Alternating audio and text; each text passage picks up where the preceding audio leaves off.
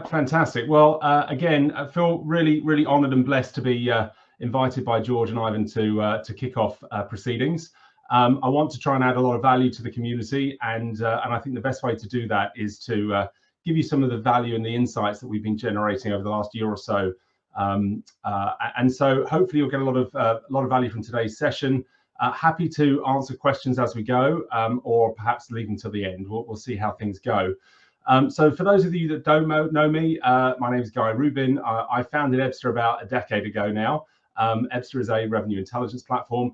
We really help businesses to build and then scale data-driven revenue engines. So we're not a consultancy business. We work very closely with consultancy companies who are experts at change. That's not us. We try and analyze all the data points around your business to understand the signals that have historically led to revenue, and we use that data to then build benchmarks, which can be used to identify risk in the live pipeline, and all of that rolls up to a more predictable revenue engine and ultimately a more accurate forecast. So that's kind of a little bit about us and about Ebsta. So recently, we produced a report towards the end of 2022, beginning of 2023. We launched a report where we'd analysed the last 12 months worth of data that we had access to, that represented just over 3.2 million opportunities that we did the analysis, really looking at the signals that led to revenue across all sorts of B2B businesses based in all sorts of geographies, working all sorts of verticals, SMB all the way through to enterprise and beyond. And we analysed just over $37 billion worth of pipeline, and really fascinating insights that came about from that report. So just to start with some of the highlights, or perhaps even lowlights, you can decide. But what we found was quite shocking. What we found here was that you can see that less than a third of AEs are hit target in 2022. Okay, so that's a shocking number. And what was even more shocking for me, at least, as a data geek, I suppose, was to see that nearly 20% of reps didn't even have a quota to hit. So perhaps I'm preaching to the converted here, but for goodness sake, make sure that everybody knows what they're there to do, because if they don't have a target, there's no chance they're going to hit it. What we saw in 2022 is that the win rates dropped dramatically. So this was the third year we'd run this report. So the win rates had dropped by 15%, average deal values had gone down by almost a third, and sales processes had been elongated. We saw many more stakeholders involved in average sales processes, and sales processes increased by 32% in the sales cycle. So lots of slippage, lots of challenges around how sales were being run in 2022. So we've seen a lot of change over the last 6 months, and we analysed another 1.8 million opportunities over the last 2 quarters to look at how the data has changed. And there's some positive news here. We found that in the first half of 2023, we did see a bounce back. We did see the win rate starting to increase, sales cycles reduce, and average deal values have started to creep up again. However, we're certainly not out of the woods. The numbers are way off where they were just 12 months earlier. So there's still a very long way to go. And what was really quite shocking is that the level of efficiency has actually even dropped even further. So when we look at the data for 2023, we can see that actually even slightly less reps were hitting quota consistently in the first half of this year. What's hit me more than anything, I suppose, is this understanding of what we call velocity delta. So looking at the gap between the exceptional AEs that are consistently hitting quota and everybody else, that gap is widening, and it's widening at a pace. So we saw that only 23% of AEs were responsible for 83% of the revenue within these businesses. Now that's really shocking. And so the rest of them, the 77% of the other reps that are really just riding the back of other people's wave, they're not able to perform at the same level as the 23% that are achieving and exceeding targets. So that was really interesting for us. We wanted to dig into that and try and understand what was driving that. The other record number that we came out with in literally in the last couple of weeks when we launched the update, the H1 report, was looking at slippage. Slippage has never been higher. So slippage means the dates that's forecast for the deal to close, and the deal actually exceeds past that date point. And you might wonder, well, does that matter? Why do we care if slippage is a thing? Well, obviously, the shorter the sales cycle, the more sales processes we can run in the year. But more importantly, the win rate starts to drop off a cliff as soon as we start to see that slippage. And obviously, as the longer the deal goes on, the more slippage the less likely the deal is to close. Now, to give you some clarity around this, of all the deals that we analysed, only 30% of opportunities opened, close one. And the 70% of opportunities that are being worked that close lost eventually spend twice as long in pipe as deals that close one. So there's huge inefficiencies in the way the sales teams are being operated, and a wider and wider gap between those that are performing and everybody else in the team. Now, there's a lot of other things that we're seeing happening in the market as well. We saw 65% less recruitment going on within front office sales teams, and the average AE team is now 22% smaller. So again, if your team has shrunk a little bit over the last year, that's usual. We're seeing that elsewhere as well. There's a big drive towards product-led growth. There's a big drive for marketing to be more responsible, not just for generating leads or opportunities, but actually for generating the number as well. And we can talk a little bit about what marketing are doing in that space maybe later. So looking at the secrets behind the high performers, if we leave the ones that aren't performing behind and start looking at the ones that are performing consistently, what do we see that those people are doing different to others?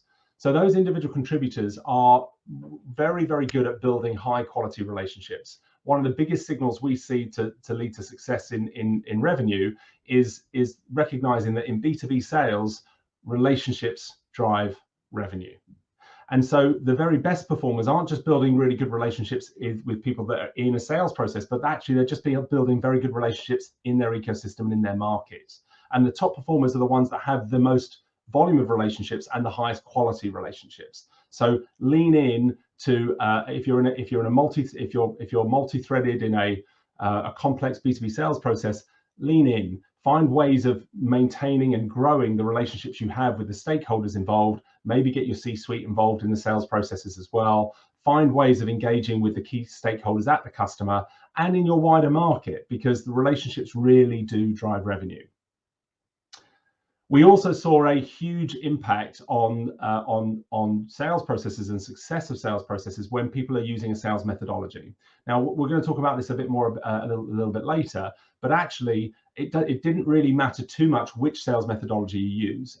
And in fact, within the methodologies, there are certain pieces of the puzzle that are more important than others. But if you're not already using a consistent approach to qualifying opportunities and allowing opportunities to skip past stage 2 qualifying into and discovery into the full sales cycle, you might find that you're losing a lot of opportunities much later stage than you should.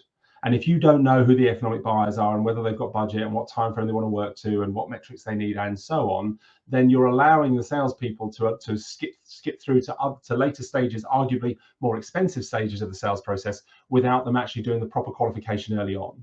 And when we know that 70% of opportunities that are worked are close lost, we know that if we qualified them better, we could probably close them lost a whole lot sooner and help the sales teams to actually fail faster so that they can win more over the longer term.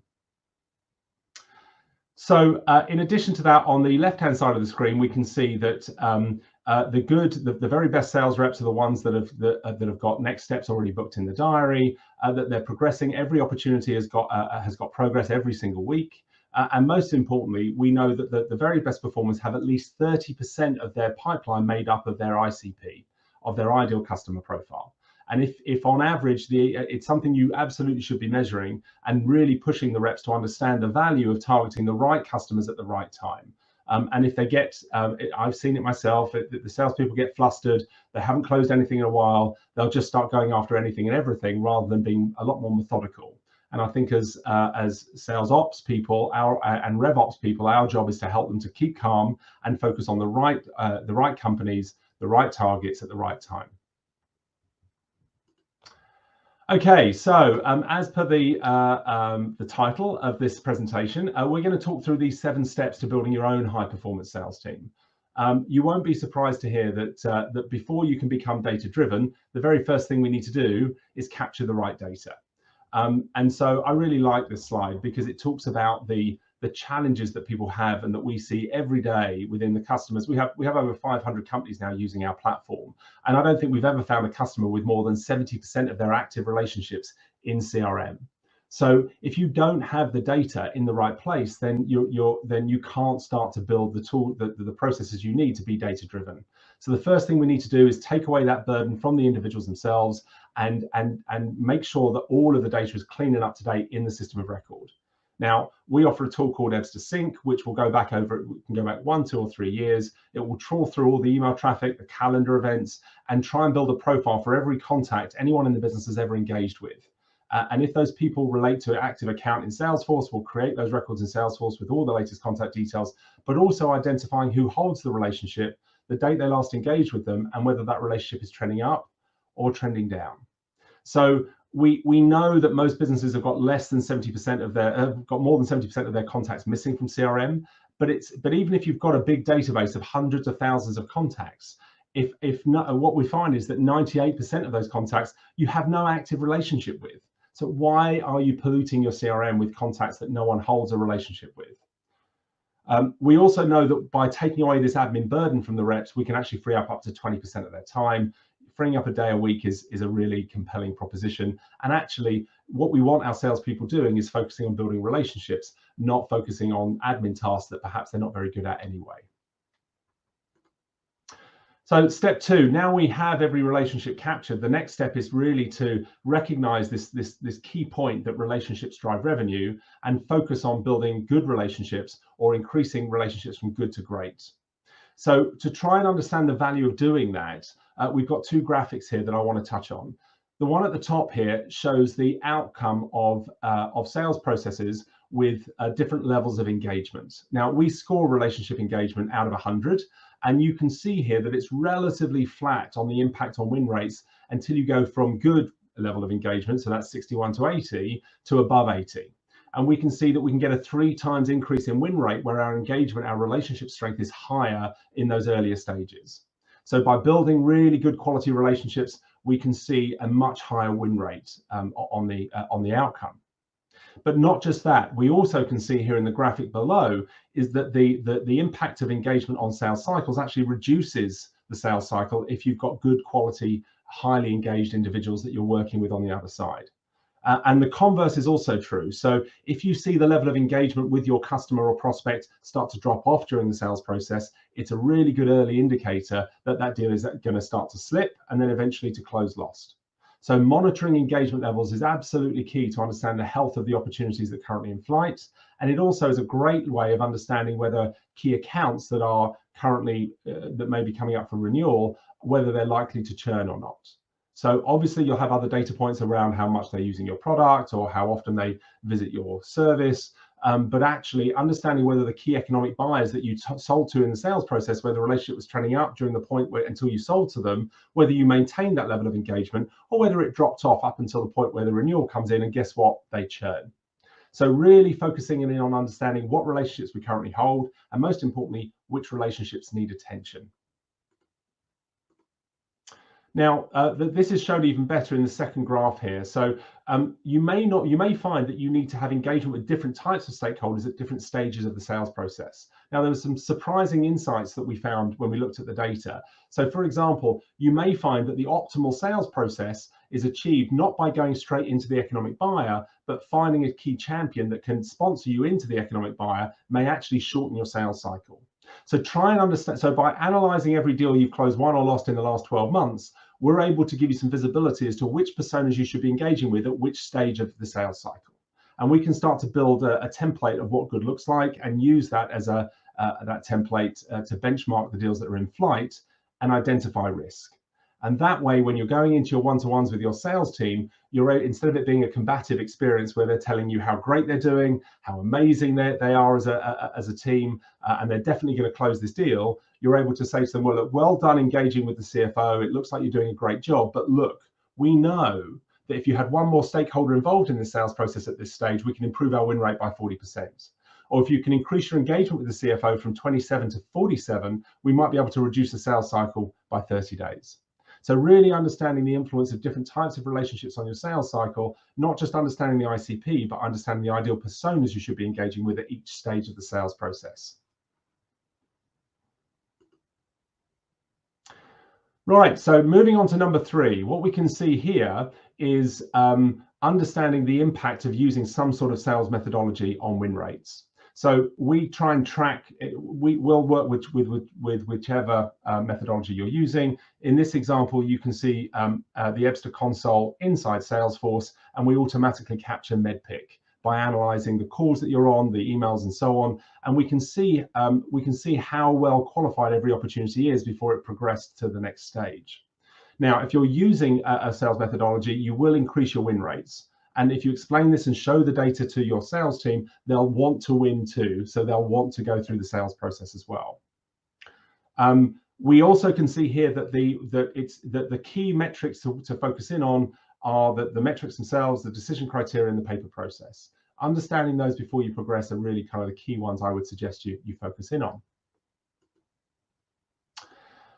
Now, this slide, number 4, we're talking about trying to understand all the factors that help you close more deals. Now, we've all got different tech stacks in our business, and most of those technologies will give us some sort of signal, whether it's how often they're opening our emails, or did they open our proposal, or how often did they go to our pricing page, or did they use our free trial, or did they go to our webinar. Understanding engagement that's going on, what marketing is doing to warm up the next set of personas that we're going to be engaging with at the next stage, and so on. So trying to understand all those different data points and the influences they have on revenue is key if you're going to start to build a predictable revenue model, a predictable revenue engine. So try and think about what are the signals that you use, or that you need to understand to build that predictable revenue engine. And I've picked out the 6 that we found has had the biggest influence, but different businesses are working different ways. And again, get in touch and we can talk in a bit more detail about that. But for example, on the relationship side here, you can see that if you've got on average, and again, it's different for enterprise and different for SMB, but on average, you're looking for somewhere between 6 and 9 active relationships involved at the client end to optimize your chance of winning. We know that certain personas can increase your win rate. So which are the personas that you should be engaging with, and which stage of the sales process is key for you? We also make sure that you know who your ICP is. What companies should your team be targeting? And let's try and make sure that at least 30% of the pipe that each individual rep is targeting fits the ICP, ideally more. Make sure they're using some sort of sales methodology, and understand the strength of relationships that are actually going on. And we talk a lot about relationship strength, and a lot of questions I get asked is, well, how do you measure that? Well, for us, there's really kind of 3 or 4 key points we look at. So obviously meetings are worth more than calls that are worth more than emails. Inbound is worth a lot more than outbound, but most importantly, it's the velocity of engagement. If we exchange emails and calls every day or 2 or 3 times a day, we're much more likely to have a high quality relationship and ultimately to win together, versus sending an email and getting a response 2 weeks later. So monitoring the momentum of engagement going on is absolutely vital. And again, there's simple tools you can put in place that will give you an engagement score that you can look at in Salesforce or bring into one of your existing reports and dashboards. Finally, understand the timing of every stage of the sales process. As soon as you start to see slippage, it's a really good indicator that deal is going to end up closed loss. But try and understand what are your conversion rates. Now, ultimately, we want to get to a point where we understand the likelihood of winning different types of leads coming in, or opportunities being created by marketing. So marketing in our business will categorize leads into A leads, B leads, and C leads. And we know the conversion rates and the average sales cycle and deal values for A leads, B leads, and C leads. And then marketing is now empowered to say to the sales team, look, we know we've delivered you enough quality leads to hit the number this quarter. You now need to run the sales process correctly. And what we're looking at is that you're not as engaged as you should be with this account, or you're not as multi-threaded as you should be, or we're not engaging with the right personas, or you haven't qualified them well enough. So we can lean into the marketing data, because marketing tends to be more data driven than the rest of the business.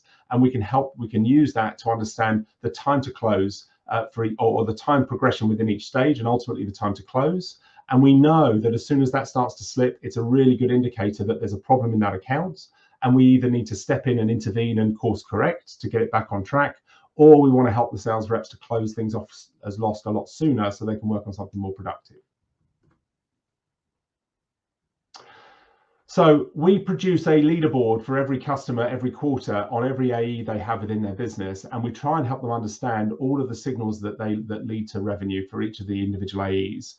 And you can see here the leaderboards have kind of a traffic light signal of green, amber, and red. So you can see the reps that need more coaching. But what we really want to dive into is understand what area of the sales cycle they need coaching in. Because some are really good at the qualification stage, others are great at doing their demos, some are really good at building business cases and closing business. So understanding where they're falling short will help you with your training programs. And the only way to do that is to monitor the data and see how they're pacing quarter on quarter. One of my favorite stats is looking at things like coverage to hit quota. And the very best reps quarter on quarter will need slightly less coverage to hit their number. Obviously, there's reasons why that might blip, but ultimately understanding the level of coverage the reps need to hit quota is a great way of monitoring how the team are progressing. So onto quite an interesting slide, I think. You can see here two fictitious deals, and you can see that from an initial view, they both look identical. So if we were the sales manager reviewing these deals, we would have very little information to be able to see which of those were pacing in the right direction and which ones actually needed some help, otherwise are likely and on path to close lost. But once we're data driven, all of a sudden we can see that those two deals look materially different. DLA is in good health. We can see it's got a good deal score. We can see that there's been a lot of activity in the last 7 days. The opportunity amount has increased recently, and we're engaging with 8 different people within this account. We can also see in deal B that actually there's very little activity in the last 7 days. The opportunity amount's actually decreasing. We're only engaged with 2 people at this business, and it's been stuck in the current stage for 44 days. So knowing these signals, we're able to see that there's a material difference between the 2 deals. Without being data-driven, without RevOps, without this consistent approach to building this scalable revenue engine, you're working in the dark, and both deals look identical. So when let's get into the detail of doing our pipeline reviews. The key here is to do it consistently. Consistency is probably if you take one word away from my presentation today, it would be consistency. If you're running multiple sales teams in multiple geographies, having different sales leaders doing things in different ways means that you're massively inefficient and you're not able to learn from each other quickly. So what we try and do is help the customers to implement a much more consistent deal review process or one-to-one process. And you can see here the 7 steps that we normally consider are relevant. We'll certainly circulate the deck after the presentation, so you guys can dig into this at your own leisure. But we try and prompt the individual sales people, the individual contributors, to know that they're going to be asked these 7 questions before they go into the meeting, and we try and prompt them with the answers as we go. So try and keep it very simple and be much more consistent in the way you do your pipeline reviews. Have the same view that everyone's working from. You don't want people working in different spreadsheets and in different ways, because it will just create inefficiencies and you won't be able to share the learns. And then once we've done our deal review, then we can finally talk about the forecast. Now, I believe a forecast is an output rather than an input.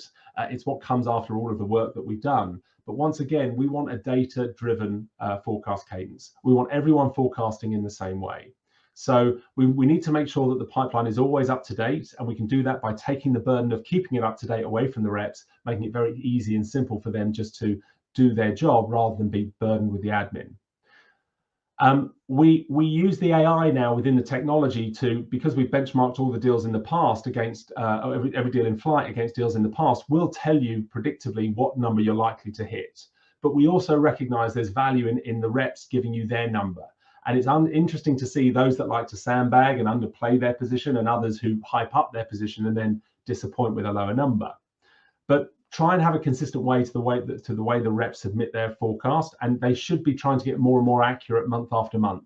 It doesn't have to be right month 1, but of course you can compare it to the Ebsta forecast and it will tell you how far away it is.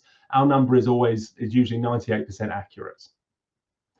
The managers should also have the opportunity to review and adjust the forecast before it rolls up to the board, and then the senior leaders should also have the ability to review and adjust the forecast before it gets up to the board themselves. So all of that consistent approach to that forecast cadence is key. Again, if you reach out to me, We've got a forecast cadence deck I can share with you for free, but you really should be looking to implement a very standard way of doing this this forecast cadence, and it'll help to bring consistency to the sales process.